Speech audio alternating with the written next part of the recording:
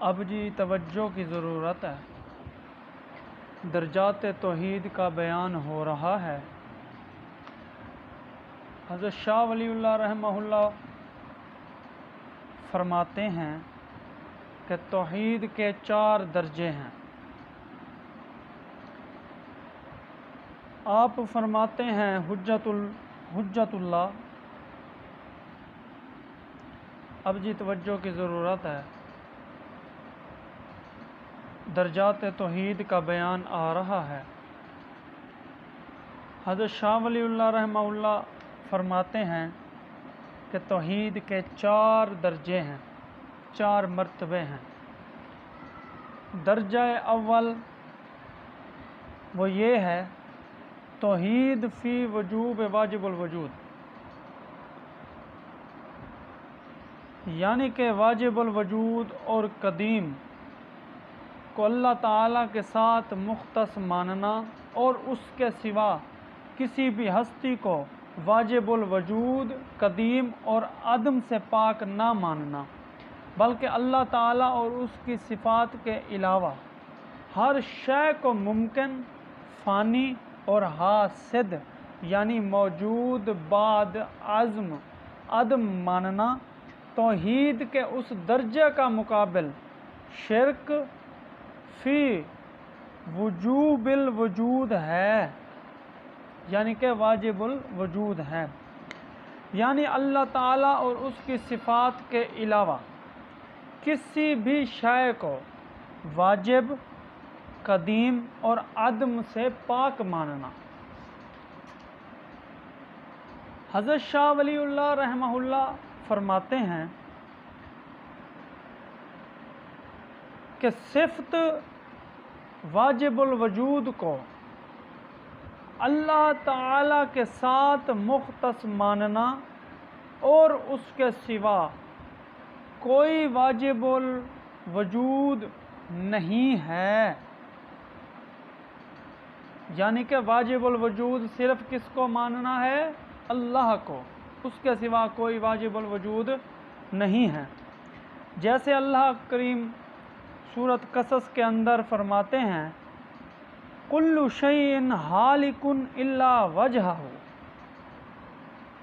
اس ذات کے سوا ہر چیز فنا ہونے والی ہے۔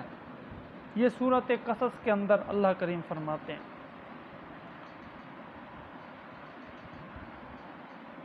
علامہ عمادی رحمہ اللہ فرماتے ہیں بے شک اللہ تعالیٰ کے سوا جو کچھ بھی ہے وہ اپنی ذات میں ممکن اور فنا کا محل ہے۔ جیسے اللہ کریم نے سورۃ الرحمن کے اندر فرمایا کل من علیہا فان ویبقی وجہ ربک ذو الجلال والاکرام، جو کوئی زمین پر ہے فنا ہونے والا ہے اور آپ کے پروردگار کی ذات باقی رہے گی جو بڑی شان عظمت والی ہے۔ سورۃ دہر کے اندر اللہ کریم نے فرمایا هل اتی علی الانسان حین من الدہر لم یکن شیئا مذکورا، انسان پر ضرور ایک زمانہ ایسا بھی آیا ہے کہ اس کا کہیں نام و نشان تک نہ تھا۔ انسان پر ایک وقت، ایک زمانہ ایسا آیا ہے کہ اس کا کہیں نام و نشان نہیں تھا۔ علامہ علوسی رحمہ اللہ فرماتے ہیں کہ اس آیت میں انسان سے جنس انسان مراد ہیں، جس طرح ابن المنذر نے حضرت ابن عباس کی تخریج کی ہے۔ امام راضی رحمہ اللہ فرماتے ہیں کہ خوب سمجھ لو اس آیات سے غرض اس امر پر متنبہ کرنا ہے کہ انسان حاسد ہے، یعنی کہ فنا ہونے والا ہے۔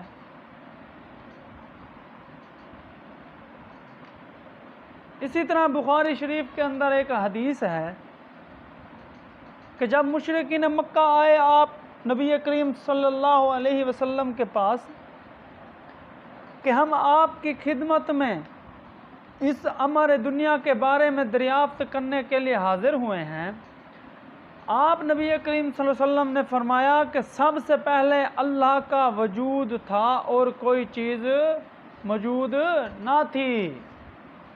یہ بخاری شریف کے اندر ہے۔ ساری بات کا خلاصہ یہ کہ آیات مذکورہ اور احادیث پاک اس مضمون میں صریح ہیں کہ اللہ تعالیٰ کے سوا ہر شے نیست اور نابود تھی۔ نیست اور نابود ہے نہیں، نیست اور نابود تھی، بعد میں اللہ تعالیٰ نے ان کو پیدا فرمایا۔ حاصل کیا ہوا؟ حاصل یہ کہ ہر ما سوا اللہ تعالیٰ، حتیٰ کہ انبیاء، خود نبی کریم صلی اللہ علیہ وسلم، ملائکہ، سب کے سب فانی اور حاسد ہیں، اور ان میں سے کوئی چیز بھی ان قدیم اور عدم و فنا سے پاک نہیں۔ ہاں، قدیم اور فنا سے پاک صرف کون ہے؟ کون سی ذات ہے؟ اللہ کی ذات ہے۔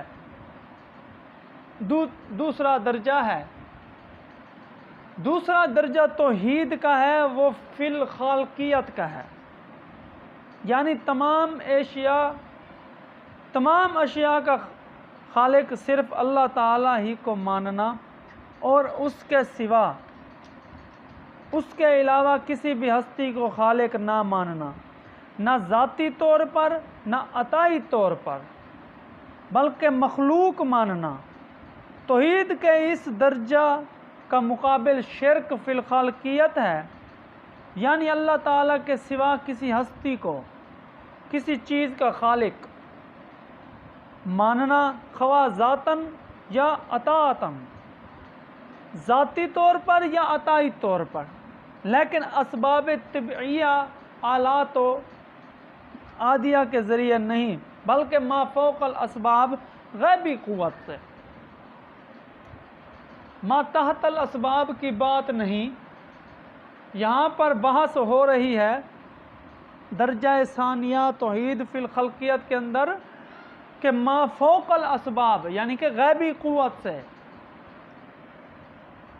حضرت شاہ ولی اللہ رحمہ اللہ فرماتے ہیں کہ توحید کا دوسرا مرتبہ یہ ہے کہ عرش، آسمان اور زمین اور تمام جواہر کے پیدا کرنے کو اللہ تعالیٰ کے ساتھ مختص ماننا، یعنی کہ زمین کو، عرش کو، آسمان کو، دیگر جواہر زمین کے، آسمان کے، آسمان و زمین کے درمیان جتنی بھی چیزیں ہیں، ان کو پیدا کرنے والا صرف اکیلا اللہ ہے۔ صرف کون ہے؟ اکیلا اللہ ہے۔ جیسے کہ اللہ کریم نے سورۃ اعراف کے اندر فرمایا، الا لہ الخلق والامر، صرف اسی کا کام ہے ہر چیز کو پیدا کرنا اور اس میں اپنی مرضی کا حکم چلانا۔ میرے بھائی، اللہ کا قرآن، یہ میرے سامنے سورۃ اعراف ہے، 7واں رکوع ہے۔ اللہ کریم فرماتے ہیں کہ یہ کام صرف میرا ہے کہ ہر چیز کو پیدا کرنے والا میں ہوں، اور پیدا کر کے اس میں اپنی مرضی کا حکم میں ڈالتا ہوں۔ میرے اس عمل میں، یعنی کہ خلقیت کے اس عمل میں کوئی شریک نہیں، چاہے نبی ہے، چاہے ولی ہے، چاہے فرشتے ہیں، چاہے جن ہیں، اور بھی بہت ساری مخلوقیں ہیں۔ اللہ کریم فرماتے ہیں میری اس خالقیت والی صفت کے اندر کوئی میرا شریک نہیں، اس شریک کے اندر، اس صفت کے اندر میں اکیلا اللہ ہوں۔ قرآن کا فیصلہ ہے۔ کس کا فیصلہ ہے بھائی؟ قرآن کا فیصلہ ہے۔ اب حضرت ایک فائدہ عرض کرنا ہے کہ کلمہ لہو کی تقدیم حصر کے لیے ہے، تو مقدم آیت کا یہ بنے گا کہ پیدا کرنا اور حکم چلانا صرف اللہ تعالی ہی کی شان اور اس کی صفات مختصہ سے ہے۔ کلمہ لہو کی تقدیم حصر کے لیے ہے، تو مقصد آیات کا یہ بنے گا کہ پیدا کرنا اور حکم چلانا صرف اور صرف اللہ تعالیٰ کی شان اور اس کی صفات مختصہ میں سے ہے۔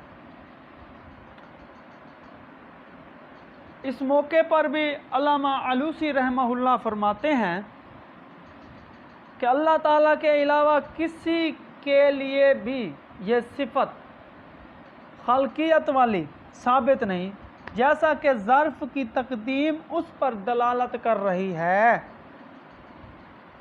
اسی طرح میرے بھائی سورۃ رعد کے اندر اللہ کریم نے فرمایا قُلِ اللَّهُ خَالِقُ كُلِّ شَيْءٍ وَهُوَ الْوَاحِدُ الْقَهَّارُ، فرمایا اللہ تعالیٰ ہی ہر چیز کا پیدا کرنے والا ہے اور وہی ہے اکیلا زبردست پیدا کرنے والا۔ کیا مطلب؟ یعنی کہ اللہ کریم اپنے پاک پیغمبر کو فرما رہے ہیں کہ میرے محبوب خالقیت والی صفت میرے اندر، خالقیت والی صفت صرف میرے ساتھ مختص ہے اور کسی کے اندر کسی کے ساتھ مختص نہیں، چاہے نبی ہو، چاہے ولی ہو، چاہے صدیق ہو، چاہے عمر فاروق ہو، چاہے صحابہ ہوں، چاہے دنیا کے جتنے بھی بڑے اللہ کے ولی ہوں، اللہ فرماتے ہیں وہ مکھی کا ایک پر بھی پیدا نہیں کر سکتے۔ اب حضرت سوال پیدا ہوگا پھر، اگر خالقیت باری تعالیٰ کی صفات مختصہ میں سے ہے تو اس بنا پر غیر خدا کو خالق ماننا شرک ہوا۔ پھر حضرت عیسیٰ علیہ السلام نے خلق کی نسبت اپنی طرف کر کے کیوں فرمایا؟ کیا فرمایا؟ سورۃ آل عمران کے اندر ہے کہ انی اخلق لکم من الطین کہیئۃ الطیر الآیہ، فرمایا میں بنا دیتا ہوں تم کو غارے سے پرندے کی شکل۔ حضرت عیسیٰ علیہ السلام نے فرمایا، سوال تو پیدا ہوتا ہے۔ اسی طرح حضرت دوسرا سوال پیدا ہوتا ہے، اللہ کریم سورۃ مومنون کے اندر فرماتے ہیں فَتَبَارَكَ اللَّهُ أَحْسَنُ الْخَالِقِينَ، سو بڑی شان والا ہے اللہ تعالی احسن الخالقین، جو سب سے بہتر بنانے والا ہے۔ اس آیات میں خالقین جمع کیوں لایا گیا؟ سوال ہے، سوال پیدا ہوتا ہے کہ اللہ کریم نے خالقین کا لفظ کیوں کہا، حالانکہ خالقین تو جمع کے لیے لایا جاتا ہے، جبکہ اللہ تعالیٰ کے سوا خالق اور کوئی نہیں، اور وہ اس صفت میں وحدہ لا شریک ہے۔ تیسرا سوال، معتزلہ یعنی کہ جو گمراہ کن لوگ ہوتے ہیں وہ بندے کو اپنے اعمال کا خالق مانتے ہیں، تو وہ مشرک فی الخالقیت ہوئے، کیونکہ صفات مختصہ باری تعالیٰ کو کسی غیر اللہ میں ثابت ماننا، چاہے ذاتی طور پر چاہے عطائی طور پر، یہ شرک ہے۔ حالانکہ جمہور اہل سنت ان کو، معتزلہ کو کافر نہیں کہتے، کافر نہیں کہتے۔ حضرت اب تمہید الجواب دے رہا ہوں۔ خلق کے دو معنی آتے ہیں۔ حضرت عیسیٰ علیہ السلام والا سوال یاد ہے، میں نے عرض کیا کہ اگر باری تعالیٰ کی صفات خالقیت والی مختصہ ہے تو حضرت عیسیٰ علیہ السلام کیوں فرما رہے ہیں کہ میں بنا دیتا ہوں تم کو غارے کے پرندے، میں بنا دیتا ہوں تم کو غارے کے پرندے؟ تو حضرت یاد رکھو کہ خلق کے دو معنی آتے ہیں، ایک آلات ہے اور ایک غیر آلات ہیں۔ میں انشاءاللہ اس کی تشریح کرتا ہوں آلات اور غیر آلات کی۔ خلق بمعنی ایجاد، جس چیز کو خلق ما فوق الاسباب سے تعبیر کیا جاتا ہے، یعنی شے سے عدم سے، شے کو عدم سے وجود میں لانا اور نیست سے اس میں حقیقتاً ہستی پیدا کرنا، لیکن اسباب مروجہ اور آلات عادیہ کے ذریعے نہیں بلکہ غیبی قوت ما فوق الاسباب سے، اور یہی خلق کا حقیقی معنی ہے، خلق کا حقیقی معنی ہے۔ یہ بات آ گئی غیر آلات والی۔ میں نے آپ کو دو باتیں بتائیں کہ ایک ہے آلات، ایک ہے غیر آلات۔ ما فوق الاسباب کسی چیز کو خلق میں لانا، پیدا کرنا، یعنی کہ غیر آلات کے، یہ خاصہ صرف اور صرف کس کا ہے؟ اللہ تعالیٰ کا ہے، جس کا ترجمہ یہ ہے کہ پیدا کرنا اور خالق کا یہ درجہ اللہ تعالیٰ ہی کے ساتھ خاص ہے۔ مخلوق پر اس کا اطلاق شرک ہے، یعنی کہ جو شخص یہ عقیدہ رکھے کہ غیر آلات کے ما فوق الاسباب، کوئی نبی ہو، کوئی ولی ہو، کوئی انسان ہو، کوئی فرشتہ ہو، کوئی جن ہو، وہ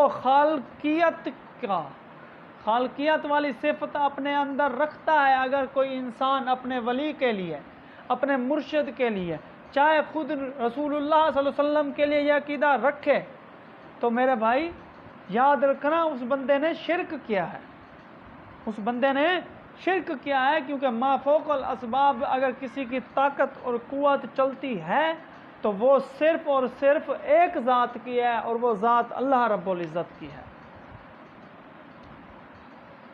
اب میں دوسرا معنی کر رہا ہوں خلق کے۔ خلق بمعنی تقدیر و تصویر، یعنی اولاً کسی چیز کا ذہن میں نقشہ اور صورت بنانا، صورت اور نقشہ بنایا جائے، پھر اس نقشے اور صورت کے مطابق وہ چیز تیار کرنا، لیکن کسی غیبی قوت سے نہیں بلکہ اسباب عادیہ کے، یعنی کہ آلات کے ذریعے۔ جس طرح دنیا میں تمام کاریگر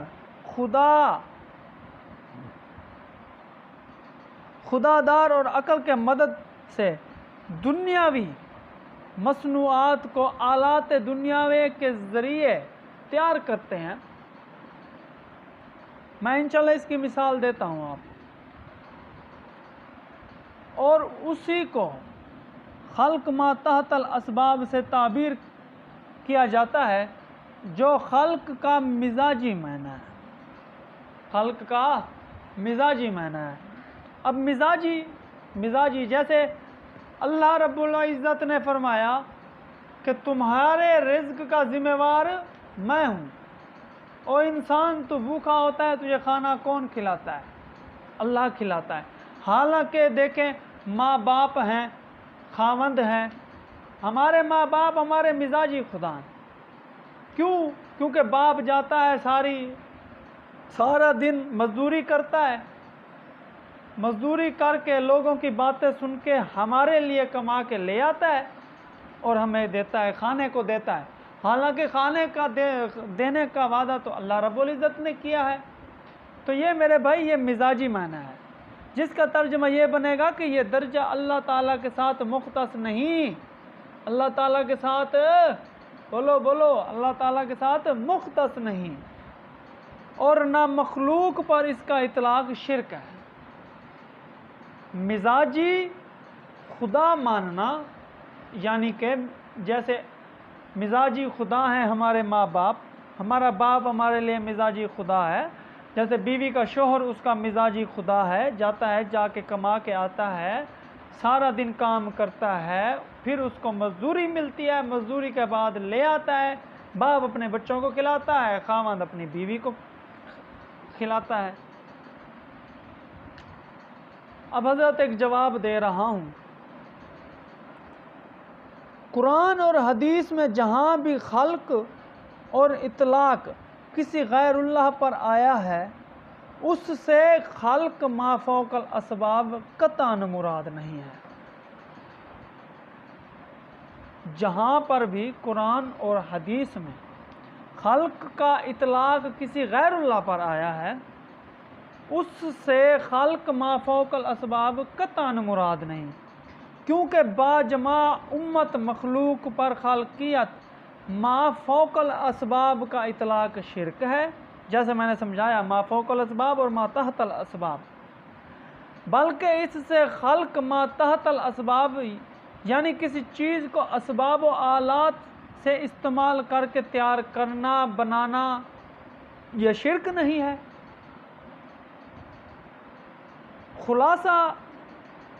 خلاصۃ الجواب میں آپ کو عرض کر دوں، وہ یہ کہ خالقین کا جمع لانا، حضرت عیسیٰ علیہ السلام کا اپنی طرف خلق کی نسبت کرنا بمعنی اول یعنی ما فوق الاسباب ایجاد نہیں تھا، بمعنی ما فوق الاسباب ایجاد نہیں تھا، بلکہ دوسرا معنی تقدیر ما تحت الاسباب تھا، ما تحت الاسباب تھا۔ ما فوق الاسباب تو یہ خاصہ ہی اللہ رب العزت کا ہے۔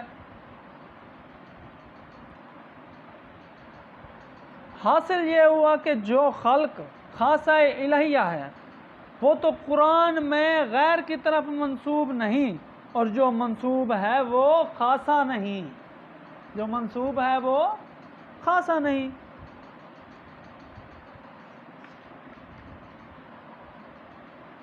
اب حضرت سوال ہوا تھا پیچھے کہ معتزلہ بندے کو اپنے اعمال کا خالق مانتے ہیں، تو وہ مشرک فی الخالقیت ہوئے، اور جمہور امت ان کو، اہل سنت جمہور ان کو کافر نہیں کہتے۔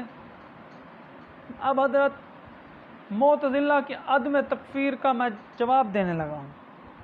یہی وجہ ہے کہ معتزلہ کو مشرک اور کافر نہیں کہا گیا، کیونکہ وہ بندے کے لیے باری تعالی والی خالقیت بمعنی ایجاد ما فوق الاسباب نہیں مانتے، وہ ما تحت الاسباب مانتے ہیں بندے کے اندر خالقیت والی صفت۔ اب حضرت دو درجے تو میں نے بیان کر دیے آپ کو۔ پہلا درجہ میں نے بیان کیا کہ توحید فی الواجب الوجود، یعنی کہ عدم سے واجب الوجود کون ہے؟ اللہ رب العزت کی ذات ہے اور کوئی نہیں۔ دوسرا میں نے آپ کو توحید کا درجہ بیان کیا کہ توحید فی الخالقیت ہے، ما فوق الاسباب کسی آلات یعنی کہ کوئی آلات غیر آلات کے اللہ رب العزت نے انسان کو پیدا کیا، وہ صفت خاصہ صرف اور صرف اللہ رب العزت کا ہے اور کسی کا نہیں ہے۔ تیسرا درجہ اب حضرت میں بیان کر رہا ہوں۔ تیسرا درجہ توحید فی التصرف و تدبر،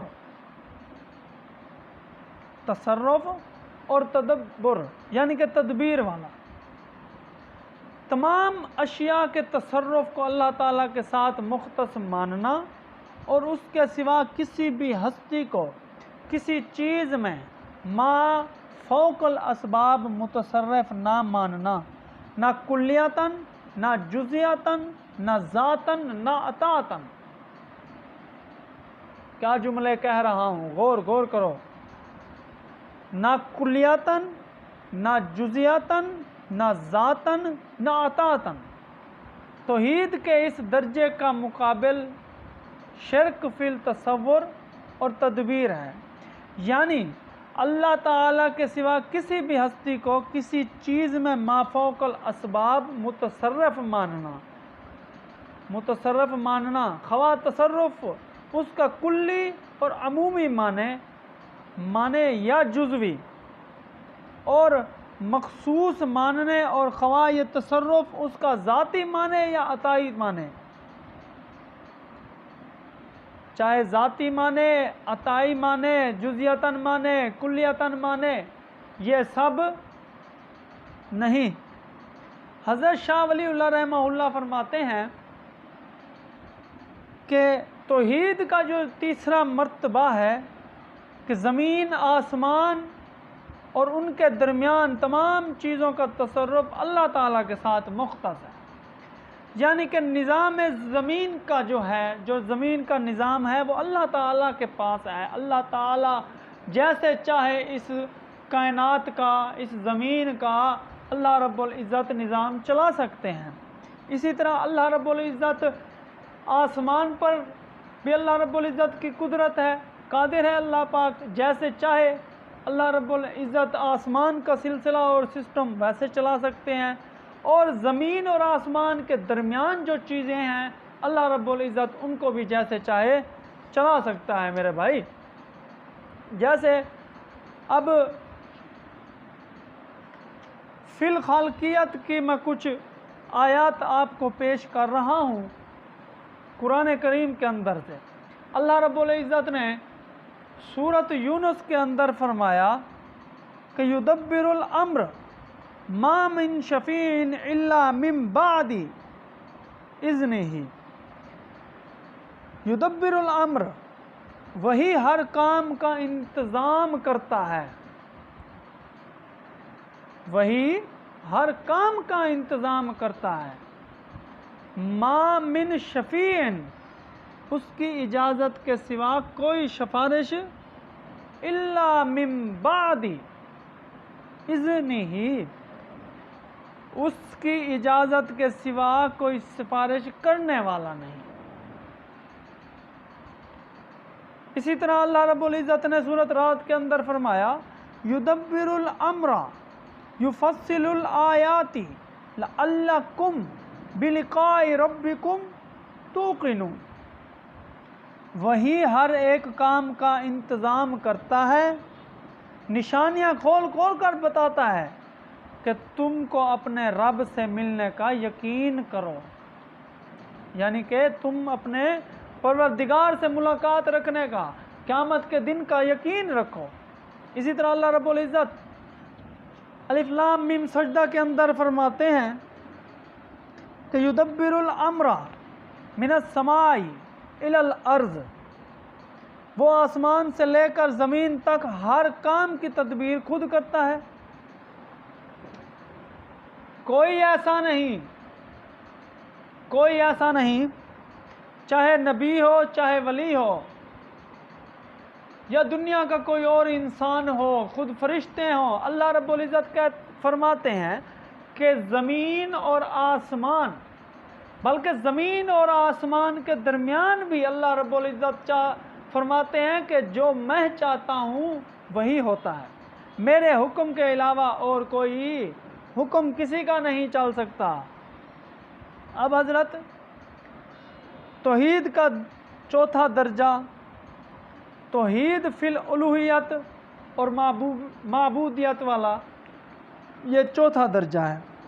توحید فی الالوہیت اور معبودیت، الوہیت اور معبودیت کو اللہ تعالیٰ کے ساتھ مختص ماننا، یعنی عبادت کے تمام اقسام کو اللہ تعالیٰ کے ساتھ مختص ماننا،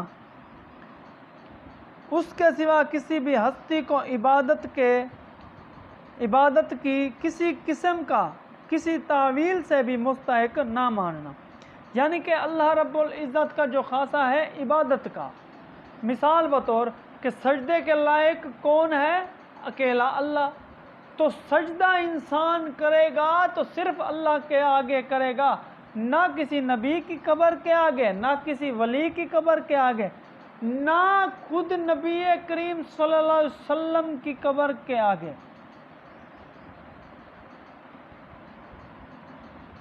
معبودیت والی جو صفت ہے یعنی کہ عبادت والی جو صفت ہے وہ اللہ تعالیٰ کے ساتھ انسان مختص مانے۔ یہ انسان کا عقیدہ ہونا چاہیے کہ جو کام اللہ تعالیٰ کے ساتھ مختص ہے، اس کی صفات مختص ہیں، وہ کسی غیر اللہ کے ساتھ نہیں، کسی غیر اللہ کے ساتھ نہیں۔ یعنی اللہ تعالیٰ کے علاوہ کسی بھی ہستی کو عبادت کا مستحق ماننا، یہ درجہ اس کا ذاتی مانے یا عطائی مانے، درجہ اس کا ذاتی مانے یا عطائی مانے، اس کو بالذات عبادت کا مستحق جانے یا دربار خداوندی کا مشیر، وزیر، شفیع قہری جان کر۔ کیا مطلب؟ کہ اللہ کے دربار کے اندر یہ اللہ کا وزیر ہے، یہ اللہ کا مشیر ہے، یہ اللہ کا شفیع قہری ہے، ہمیں جو چیز کی ضرورت ہوتی ہے ہم فلاں بزرگ کی قبر کے آگے جا کر اس سے مانگے، تو وہ اللہ کے دربار کے اندر اتنا شفیع ہے، شفیع قہری ہے کہ جو وہ اللہ سے چاہے منوا سکتا ہے، اللہ سے چاہے منوا سکتا ہے۔ حضرت شاہ ولی اللہ رحمہ اللہ فرماتے ہیں کہ یہ جو چوتھا مرتبہ ہے، اس کے لیے یعنی کہ عبادت کے سوا اللہ تعالیٰ کو دوسرا کسی کے ساتھ مختص نہ ماننا، یعنی کہ عبادت کا مستحق صرف اللہ رب العزت کو ماننا اور کسی کو نہ ماننا۔ جیسے اللہ رب العزت نے سورۃ محمد کے اندر فرمایا فَاعْلَمْ أَنَّهُ لَا إِلَٰهَ إِلَّا اللَّهُ، پس جان لو کہ سوا اللہ کے کوئی معبود نہیں۔ یہ اللہ نے سورۃ محمد کے اندر فرمایا کہ میرے علاوہ کوئی عبادت کے لائق نہیں، میرے علاوہ کوئی عبادت کے لائق نہیں۔ حضرت یہ تھے 4 درجے توحید کے، 4 درجے توحید کے۔ اگر انسان توحید پرست بننا چاہتا ہے تو اس کو چاہیے کہ ان 4 درجوں پر عمل کرے۔ توحید فی الواجب الوجود، یعنی کہ عدم سے وجود میں وہی ذات تھی اور کوئی ذات نہیں تھی۔ جیسے آپ کے سامنے میں نے شواہد القرآن بھی پیش کیے، مفسرین کے اقوال بھی میں نے آپ کے سامنے رکھے۔ اسی طرح حضرت توحید کا دوسرا درجہ وہ فی الخالقیت والا تھا کہ ما فوق الاسباب کسی دوسرے کے ساتھ مختص ماننا، یہ صفت یہ بھی شرک ہے۔ ما فوق الاسباب، دنیا میں بغیر کسی آلات کے حکم کس کا چلتا ہے؟ وہ صرف اللہ رب العزت کا چلتا ہے میرے بھائی۔ جیسے میں نے آپ کے سامنے مفسرین کے اقوال اور شواہد القرآن آپ کے سامنے میں نے رکھ دیے۔ اسی طرح حضرت تیسرا درجہ تھا توحید فی التصرف و تدبر، یعنی کہ ہر چیز کے تصرف اور اشیاء کو پیدا کرنے والا صرف اللہ تعالیٰ ہی ہے اور کوئی نہیں، اور کوئی نہیں، چاہے خود نبی کریم صلی اللہ علیہ وسلم ہو، چاہے اللہ کے اور دیگر نبی ہوں، اللہ کے ولی ہوں، انسان ہوں، فرشتے ہوں، جن میں بھی انسان اگر یہ توحید فی تصرف اور تدبر رکھے گا، یعنی کہ تدبیر کرے گا، مانے گا، جن کے اندر چاہے کلیتاً مانے، چاہے جزیاتاً مانے، عطاعتاً مانے یا ذاتاً مانے، یہ میرے بھائی شرک ہو جائے گا۔ اس پر بھی میں نے آپ کے سامنے مفسرین کے اقوال رکھے، مفسرین کی تفسیریں رکھی، شواہد القرآن میں نے آپ کے سامنے بیان کر دیا۔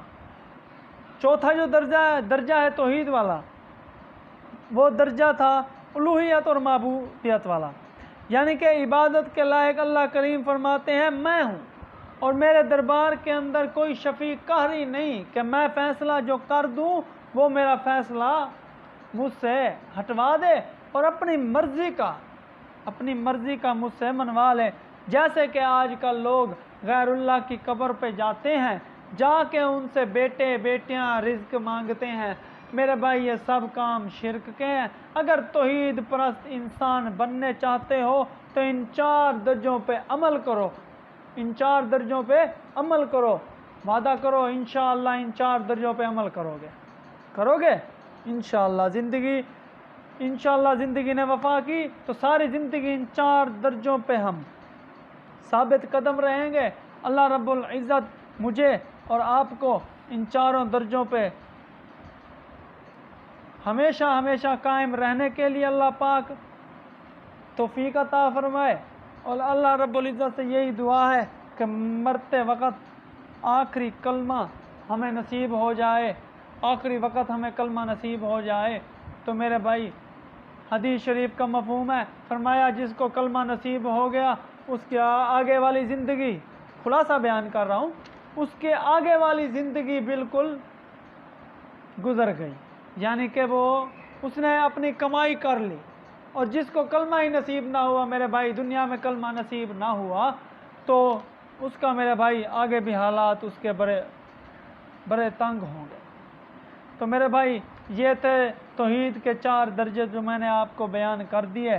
امید ہے کہ اللہ رب العزت کی توفیق سے آپ کو سمجھ آ گئے ہوں گے۔ اللہ مجھے اور آپ کو، ہم سب کو اس پر عمل کر۔ اب جی توجہ کی